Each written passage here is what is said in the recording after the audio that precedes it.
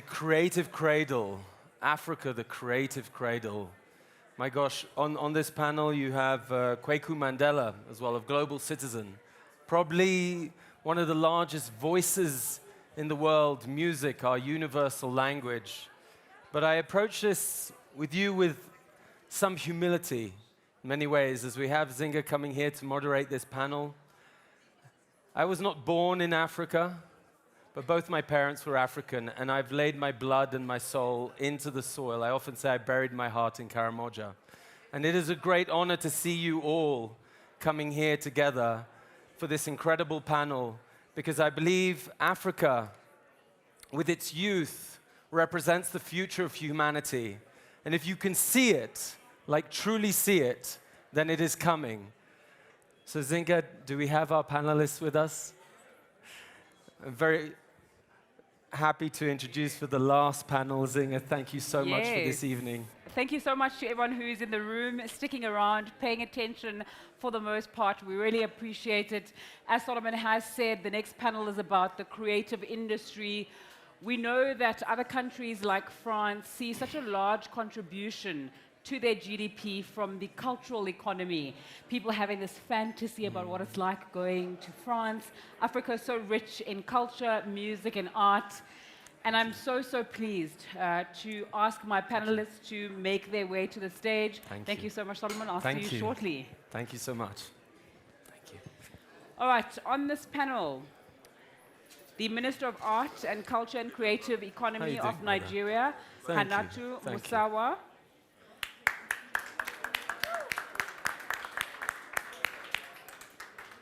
Oswald Boateng, OBE, who's the CEO of Oswald Boateng. Arebola Williams, the Group CEO of Red. And Tebe Galafeng, the founder of Brand Africa. Kwaku Mandela is going to be joining us a little bit later on, but in the interest of time, we're going to begin. Okay. Please may I ask for some silence in the room. It is the final panel. We have incredible esteemed guests from across the continent and the diaspora. I know that you've been paying attention for a while. I'd ask you for the last 15 minutes or so to give some respect and some silence to the incredible names that are on the stage. Tebe, can you please pass the mic to the minister? To the minister. And then. Oh, I thought you were going to pass it to Adebola. Thank you. All right, thank you all so much for your time this evening. Minister, perhaps I'll begin with you. We know that arts and culture is not just about having a good time. There's a tangible economic benefit and intangible cultural capital that comes from music, art, and there's a diplomacy that comes from a country's art. We know Nigeria is harnessing this and shining on the world stage. I just want to tie it in with the theme of what's happening at the World Economic Forum as well, rebuilding trust. How do we use art, culture, and the like to do that? Looking for Mamadou. Thank you very much. And again, thank you for everyone being here. And thank you for your patience waiting for our panel. Well, the first thing I want to say is, as Africans, I think part of our identity is actually our culture, our arts, our talents. I mean, when you read about Africa, you know, it's all about that culture. And not just in Africa. When you look at Black communities all over the world, even during the most toughest challenges of the Black community, it's all about how they express themselves creatively and culturally. So now we're at a point where the whole world is interested in African art and talent. Everywhere you go to, every nook and cranny, you're bound to hear Afrobeats. You're bound to hear Amapiano. So, you know, it is the time, I think, for us as a people. I speak about us as a people because it's not, I come here representing Nigeria, but it's not just about Nigeria. It's not just about Africa. It's actually about the Black people. It is a time for us to be able to cultivate and to be able to nurture the creative and the talent that we have in a way that can resonate and use the messaging and transformative power of the arts, culture, and creative economy to build trust. You speak about trust being the sort of, that's the theme. for this year's forum. But yes, through the Ministry of Arts and Culture, because of the power of messaging that it has, I think we can communicate to people in a way that resonates very differently. When leaders speak, it's very different. But when artists speak, it resonates in a very, very clear way. I keep on using the example of this last year's Time magazine. Taylor Swift was last year's Time magazine. I can bet you Rishi Sunak, Prime Minister Sunak, Joe Biden, every president can speak.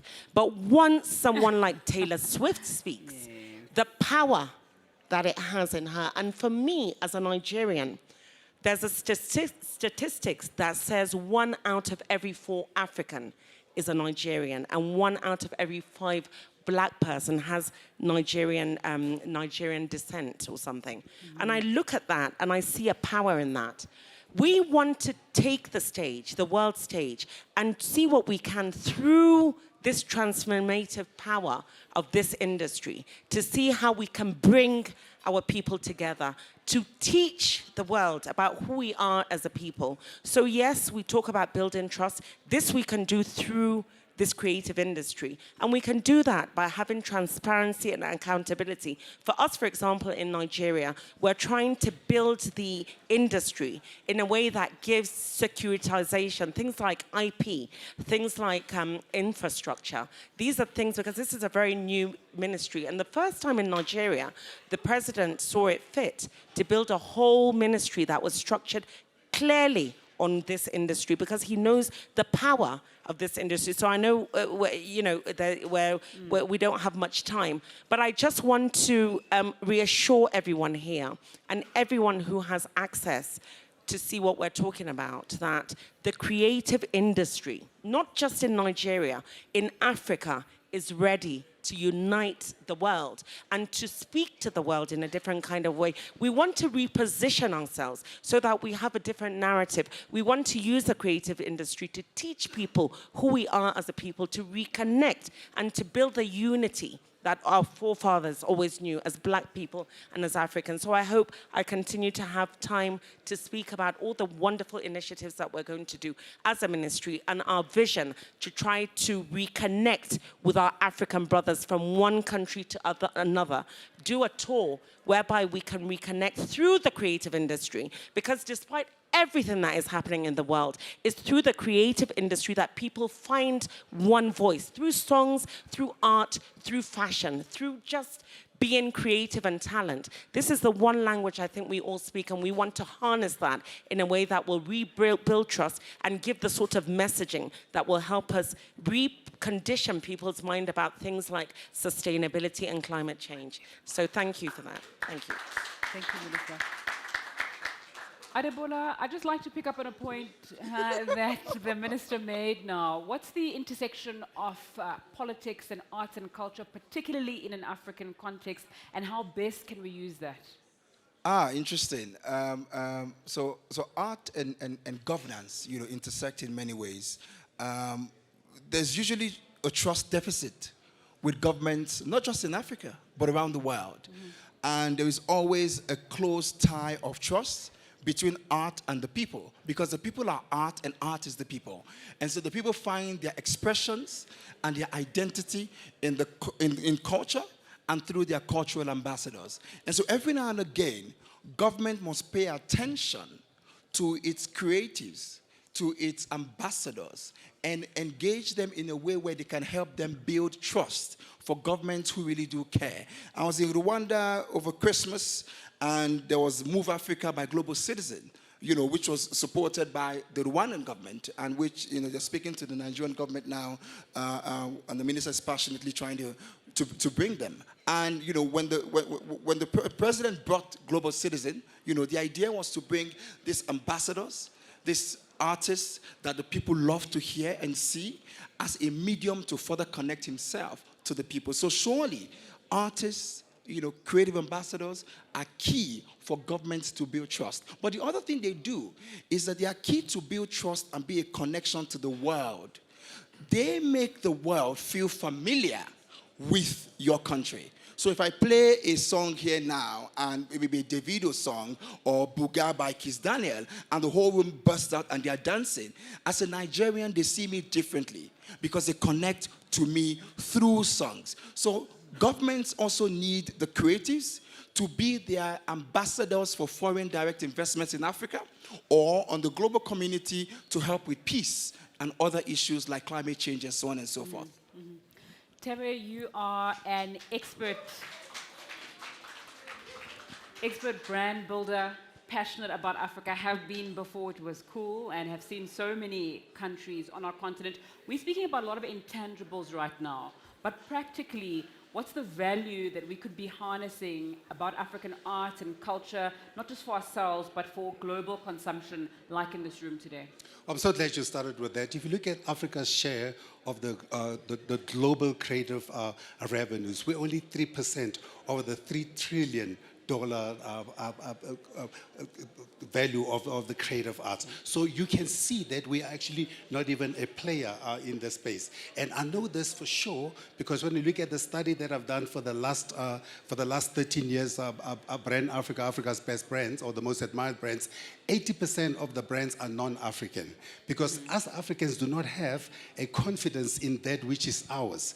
And until we have confidence in who we are and what we can create, we will not be able to grow our share of the global creative product. And of course, now if you look at those 80% I talked about which are non-African, some of them will include brands such as Netflix, who are only investing, what, for the last few years or so, they've invested about $200 million in the creative industry in Africa. What we should be looking at, we should not be looking at a Netflix or any one of those organizations to invest in Africa. We should be looking and applauding an Afrexim Bank, which is investing $1 billion in the film industry in the continent, and that's an African business based in Africa, investing in the African creative space. So to me, that's where we ought to be looking at if you're looking at what we need to invest in. What we need to invest in, we need to invest in more stories coming from Nigeria, for example, whether it's a wedding party, which is one of the highest grossing movies out of Nigeria.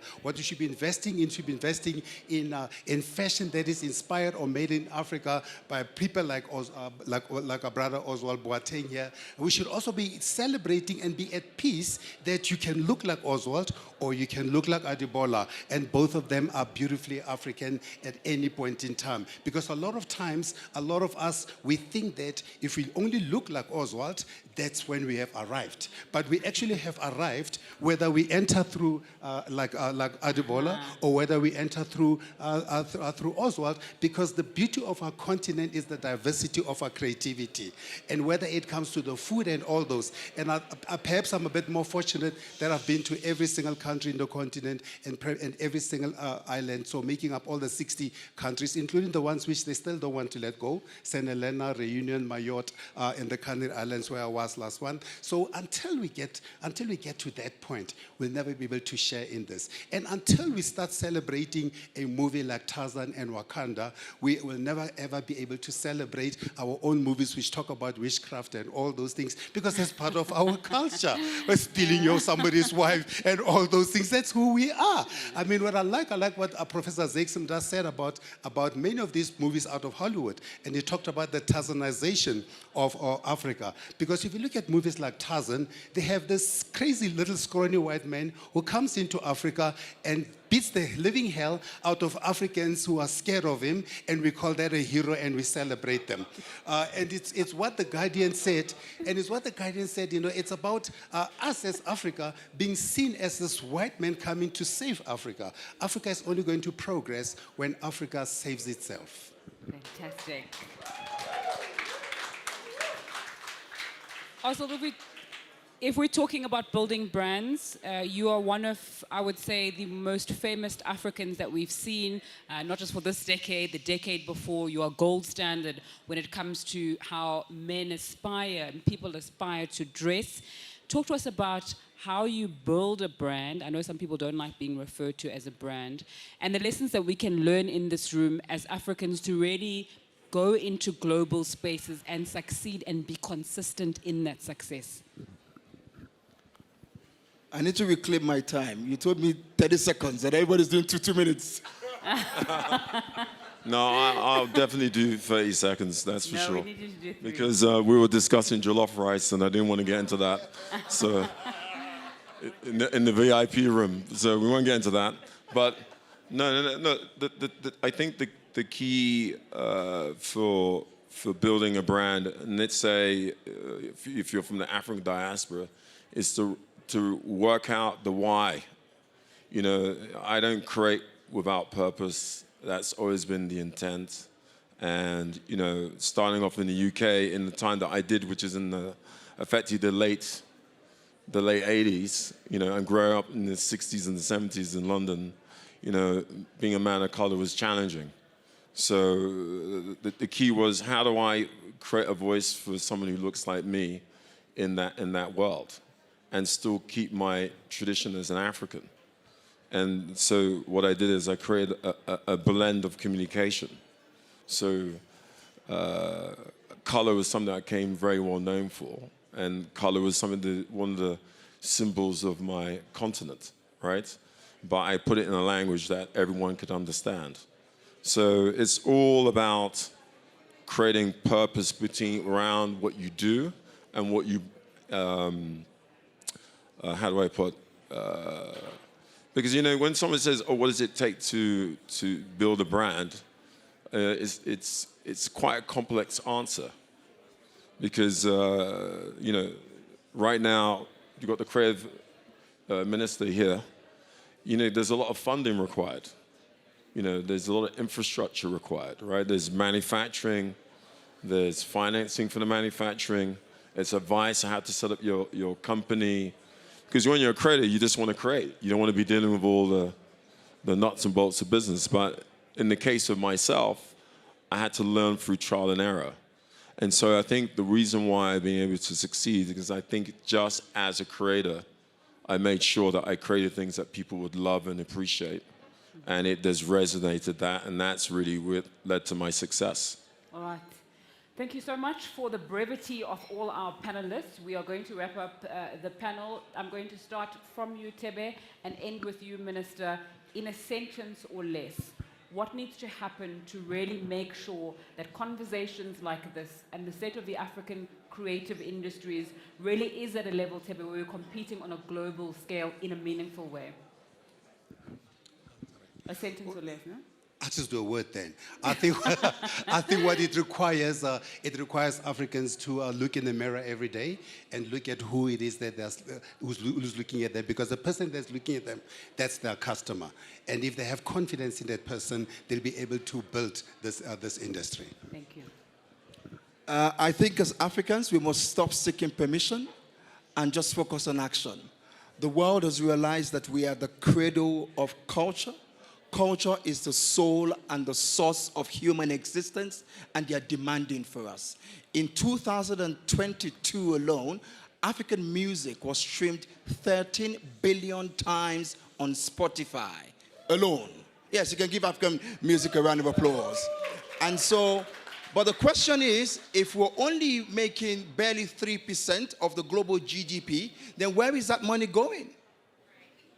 It's not coming to Africa, like many things that have been taken from the continent, and we're not getting the resources and the dividend of our resources back.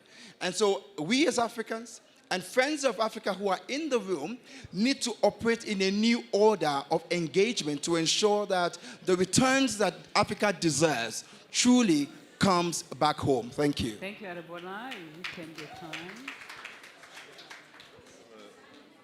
I mean, how do I follow that? I'm going to leave. I'm just going to leave it with that. I mean, the thing is, what he's actually talking about is how do we take more of the value? And I think technology is going to enable us to do that more. Well, thank you very much. I mean, you've said it all, Mr. Debola. You both said it all. But again, I want to reiterate, you know, arts, culture, creativity is what we are as a people. It is the ideal of which our very identity comes from. I think it's the vehicle that we can use to really resonate in a way that we can unite ourselves in a fresh way, in a way that we've not seen before. And I think it's very refreshing to me to see many governments all over Africa and now realizing that this is a clear vehicle that we all understand one language. And if it means that us as a nation, Nigeria, will somewhat take the lead in that, we are ready to do that, to use this vehicle that I've been given, the service to the people, to see what we can do for the black race. And honestly, the sky is our limit. So I'm looking forward to what the vision that Marcus Garvey had years ago, talking about one Africa, the way we see ourselves. And we can do that through, again, the transformative and powerful power of the creative industry. Thank you. Thank you very much to our esteemed panelists for your insight, your drive, and your brevity. Really appreciated. A round of applause, please, for them as we wrap up the panel discussions for the night.